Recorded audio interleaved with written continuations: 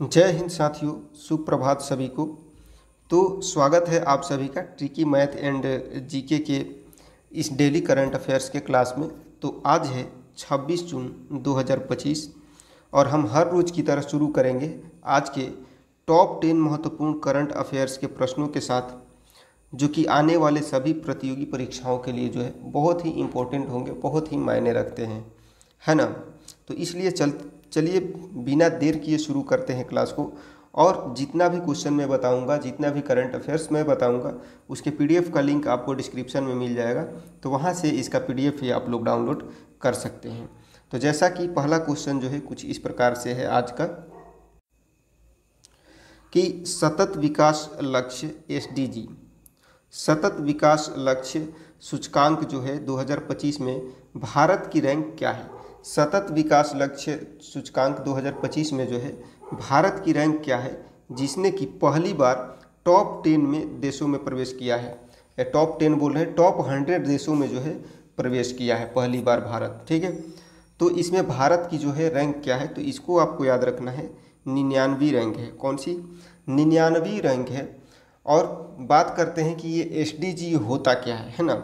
SDG होता क्या है, तो देखिए एसडीजी सूचकांक जो है इसका उपयोग जो है यह मापने के लिए किया जाता है कि कोई देश जो है इन लक्ष्यों की प्राप्ति में कितना आगे है। तो कौन सी लक्ष्यों प्राप्ति, तो उसकी बात हम लोग करते हैं आगे। देखिए पहली बात, भारत में नीति आयोग जो है हर साल एसडीजी इंडिया इंडेक्स जारी करता है और वैश्विक स्तर पर यूएन और सस्टेनेबल डेवलपमेंट सोल्यूशन नेटवर्क जो है यानी कि एसडीएसएन जो है संयुक्त रूप से एसडीजी रिपोर्ट जारी करते हैं। ठीक है, भारत में जो है भारत 2016 में एसडीजी पर काम करना शुरू किया। नीति आयोग जो है भारत में इसकी निगरानी करता है और भारत का प्रदर्शन जो है कई क्षेत्रों में बेहतर हो रहा है, जैसे कि स्वच्छता अभियान, हर घर जल योजना और स्वास्थ्य सेवाओं तक पहुंच। तो बात करते हैं कि आखिर एसडीजी होता है जो है वो होता क्या है। सस्टेनेबल डेवलपमेंट गोल्स जो है यानी कि सतत विकास लक्ष्य क्या है, तो देखिए एसडीजी जो है संयुक्त राष्ट्र द्वारा निर्धारित 17 वैश्विक लक्ष्य है। एसडीजी क्या है? 17 वैश्विक लक्ष्य है जिनका उद्देश्य जो है 2030 तक दुनिया भर में गरीबी मिटाना, समानता बढ़ाना, पर्यावरण की रक्षा करना और सभी के लिए शांति और समृद्धि सुनिश्चित करना है। एसडीजी के इतिहास के बारे में थोड़ी सी बात कर लेते हैं। तो इसकी घोषणा जो है 25 सितंबर 2015 को संयुक्त राष्ट्र महासभा में हुई थी। इसकी लक्ष्य की अवधि जो है 2015 से 2030 तक रही। इसमें कुल 17 लक्ष्य है और सूचकांक जो है ये तो याद करने वाली बात नहीं है, बस इसका लक्ष्य क्या है, कुल 17 लक्ष्य हैं। और 17 लक्ष्य कौन कौन से हैं तो वो मैं बता देता हूँ। गरीबी हटाओ, भूख खत्म करो, स्वास्थ्य और कल्याण, गुणवत्तापूर्ण शिक्षा, लैंगिक समानता, स्वच्छ जल और स्वच्छता, सस्ती और स्वच्छ ऊर्जा, अच्छे काम और आर्थिक विकास। और बात करते हैं असमानता को कम करना, सतत शहर और समुदाय, जिम्मेदार उपभोग और उत्पादन, जलवायु कार्रवाई, जल जीवन, जल थल जीवन, शांति, न्याय और संस्थाएं और भागीदारी लक्ष्य। ये सारे 17 लक्ष्य हैं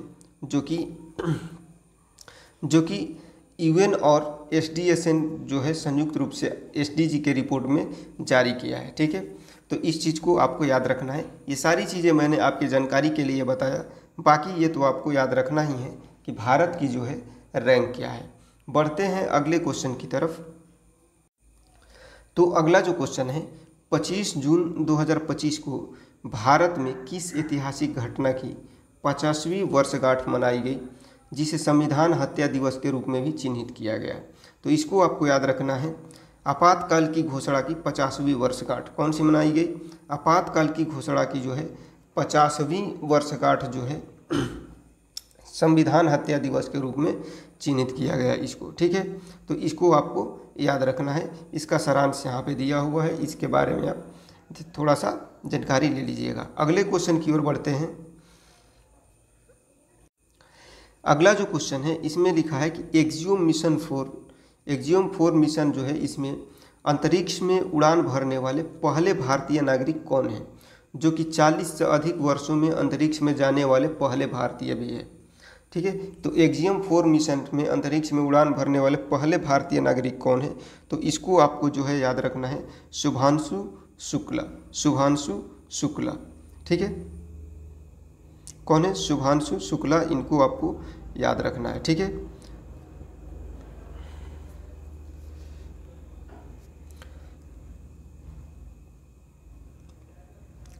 देखिए एक्जियम 4 मिशन जो है इसमें पहले भारतीय नागरिक के इसके बारे में दिया हुआ है कि कैप्टन जो है शुभांशु शुक्ला है। एक्जियम मिशन 4 इसका नाम है।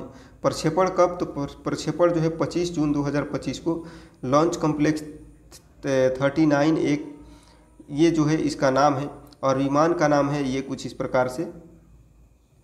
इसके ऐतिहासिक के बारे में बात किया जाए तो पहले भारतीय नागरिक जिन्होंने ISS पर पहुंचकर अंतरिक्ष में कदम रखा था, राकेश शर्मा जो थे 1984 के बाद 41 वर्षों में पहले भारतीय थे जो कि अंतरिक्ष में पहुंचे थे, ठीक है। बात करते हैं अगले क्वेश्चन की। तो अगला क्वेश्चन जो है कि हाल ही में ईरान और इजराइल के बीच घोषित युद्ध विराम के संबंध में निम्नलिखित में से कौन सा कथन सत्य है? तो ये आपको देखना है। पहला है कि अमेरिकी राष्ट्रपति डोनाल्ड ट्रंप जो है इन्होंने पूर्ण और कुल युद्ध विराम की घोषणा की है, तो ये तो बात सही है। संयुक्त राष्ट्र प्रमुख एंटोनियो गुटरेस जो है इन्होंने युद्ध विराम का स्वागत किया है, ये भी सही है। और युद्ध विराम के बावजूद ईरान ने IAEA से संबंध तोड़ लिए हैं और इजराइल पर हमले की खबरें भी हैं, तो इस तरीके से ये भी सही है। यानी कि उपरोक्त सभी बात जो है, सबरा कथन जो है सत्य है। बात किया जाए अगर अगला क्वेश्चन की, तो अगला जो क्वेश्चन है कुछ इस प्रकार से है कि हाल ही में निधन हुए सीताराम येचुरी, हाल ही में जिनका निधन हुआ है नाम है सीताराम येचुरी जो है, ये किस राजनीतिक दल के महासचिव थे? सीताराम येचुरी जो है ये किस राजनीतिक दल के महासचिव थे? तो आपको इसको याद रखना है, भारतीय कम्युनिस्ट पार्टी। ये किसके अध्यक्ष महासचिव थे? तो भारतीय कम्युनिस्ट पार्टी के जो है ये महासचिव थे। अगला जो क्वेश्चन है कुछ इस प्रकार से है कि भारत सरकार द्वारा हाल ही में किशोरियों को कौशल प्रदान करने के लिए शुरू की गई पहल का नाम क्या है? तो हाल ही में भारत सरकार द्वारा जो है किशोरियों को कौशल प्रदान करने के लिए शुरू की गई जो पहल है इसका नाम है नाव्या। क्या है? नाव्या। तो option B will be the right answer, Navya. अगला क्वेश्चन कुछ इस प्रकार से है, भारत का पहला of grid 5 megawatt green hydrogen pilot plant जो है किस राज्य में चालू किया गया है? भारत का पहला of grid 5 megawatt green hydrogen pilot plant जो है किस राज्य में चालू किया गया है? तो इसको जो है आपको याद रखना है, गुजरात में। कहाँ पे चालू किया गया है? गुजरात में चालू किया गया है। नेक्स्ट क्वेश्चन है कि भारत के नए लघु मॉड्यूलर रिएक्टर SMR मिशन के तहत अपना पहला परमाणु ऊर्जा संयंत्र जो है किस भारतीय राज्य में स्थापित किया जाएगा? लघु मॉड्यूलर रिएक्टर, ठीक है। तो इसको जो है आपको याद रखना है बिहार में। कहाँ पे? बिहार में जो है नए लघु मॉड्यूलर रिएक्टर मिशन के तहत पहला परमाणु ऊर्जा संयंत्र जो है स्थापित किया जाएगा। अब बात करते हैं कि SMR मिशन क्या है, स्मॉल मॉड्यूलर रिएक्टर मिशन जो है क्या है? तो देखिए SMR मिशन भारत सरकार की एक नई पहल है जिसका उद्देश्य जो है देश में छोटे मॉड्यूलर परमाणु रिएक्टर जो है इसका विकास, निर्माण और स्थापना करना है, जिससे कि बिजली उत्पादन में वृद्धि हो, कार्बन का उत्सर्जन घटे और ग्रामीण औद्योगिक क्षेत्रों को सुरक्षित, सस्ती और स्वच्छ ऊर्जा मिले, ठीक है।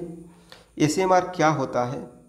तो SMR का अर्थ है स्मॉल मॉड्यूलर रिएक्टर, यानी कि छोटा मॉड्यूलर परमाणु संयंत्र। क्षमता लगभग 10 से 300 मेगावाट तक।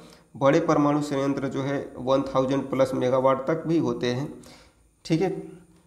इसके उपयोग के बारे में बात किया जाए तो उपयोग क्या क्या होगा? तो बिजली उत्पादन, जल शोधन, हाइड्रोजन उत्पादन, औद्योगिक हीट सप्लाई, ये सब जो है इसके उपयोग हैं।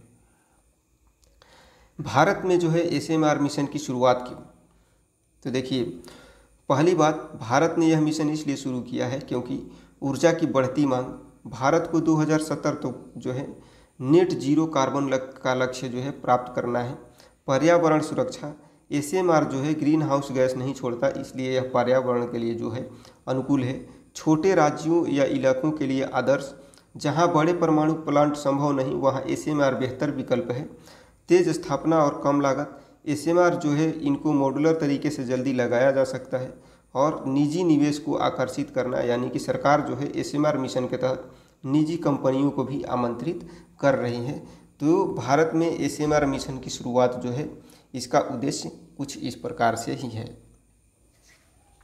अगर बढ़ा जाए अगले क्वेश्चन की ओर, तो अगला क्वेश्चन जो है कुछ इस प्रकार से है कि अंतर्राष्ट्रीय आलू केंद्र इंटरनेशनल पोटैटो सेंटर का दक्षिण एशिया क्षेत्रीय केंद्र भारत के किस शहर में स्थापित करने को मंजूरी दी गई है।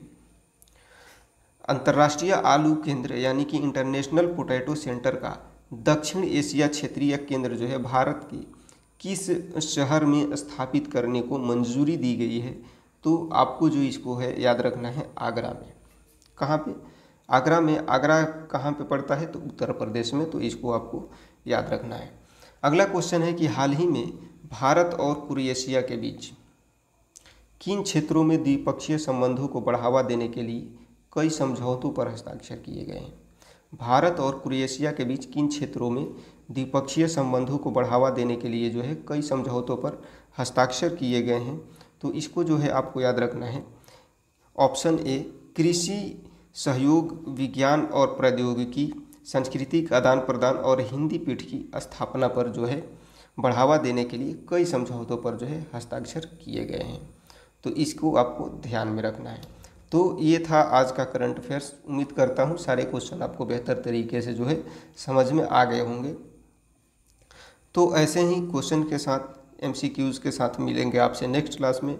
तब तक के लिए सबको जय हिंद।